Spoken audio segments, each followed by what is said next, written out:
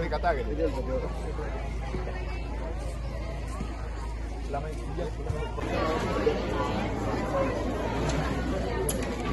අයිබෝන් කියලා උදේම අපේ වැඩසටහන ආරම්භ කිරීම සඳහා සුව ප්‍රාර්ථනායි ආරම්භ කරමු කියලා මම ආගම සීකරීම සඳහා මොකට ආරාධනා කරනවා තම තමාගේ ஆகம சீக்கிரம் කියලා. எல்லாருக்கும் காலை வந்தனங்கள். அதே நேரம் இந்த நிகழ்ச்சி ஆரம்பிக்கும் முகமாக நீங்க முதலாவது மார்க்க சம்பந்தமான மார்க்க விடயங்கள உங்களோட தங்கான மார்க்கங்கள் நீங்க ஓதி ஆரம்பிக்கணும். ජීවිත දේපල සහ ඉගෙන ගන්න පොතපත පවා ඇඳුම් පවා නැති වුණා. ඉතින් ශ්‍රී ලංකාවේ බොහෝ ව්‍යාපාරික ප්‍රජාව රාජ්‍ය ආයතන සහ රාජ්‍ය නොවන ආයතන සම්බන්ධ වෙලා මේ ප්‍රජාවට මහඟු උපකාර සිදු කරනු ලබනවා. ඉතින් මම හිතන්නේ මේ අවස්ථාවේදී දකුණු පළාත් භාර ජ්‍යෙෂ්ඨ නියෝජ්‍ය පොලිස්පතිතුමා ඉස්ත්‍රි ජයලත් මැතිතුමා ඉතාමත් කාර්යශූර විදියට සහ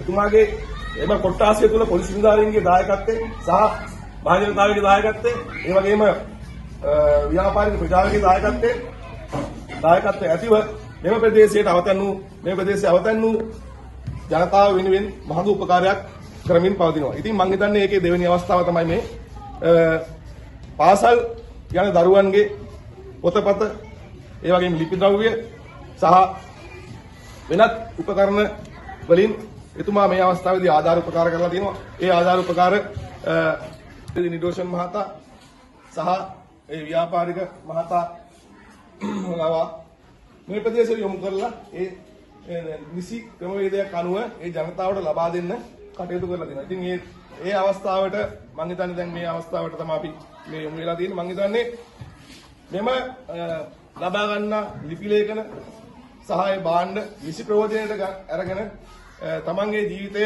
සාර්ථක කරගනී කියලා බලාපොරොත්තු වෙනවා.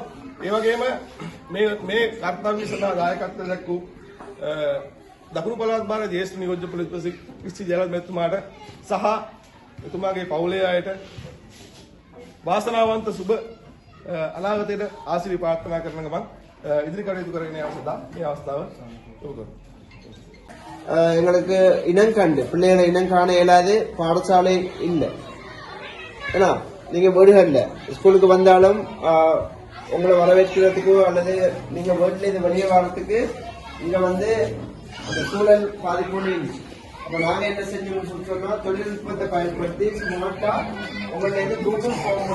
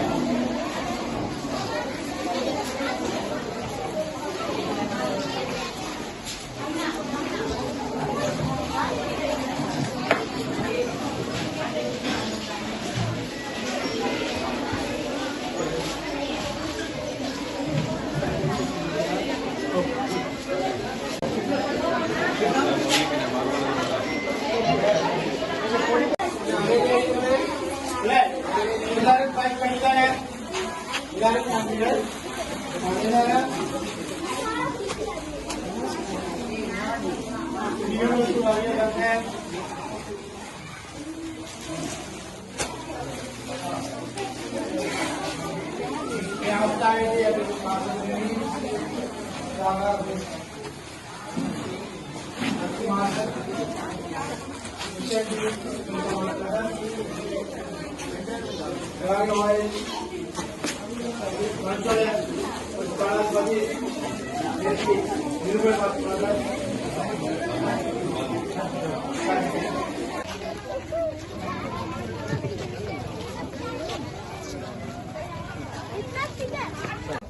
எமது கல்லூரி சார்பாக வரவேற்பு நிகழ்ச்சியை அதிபருக்கு வணக்கம் நன்றிகள் ඊළඟට අපි ස්තුතිවත කතාව පැවැත්වූ අපේ පාසලේ විද්‍යාර්ථීතුමාට ස්තුති වෙනවා ඊළඟට අපේ පොලිසිය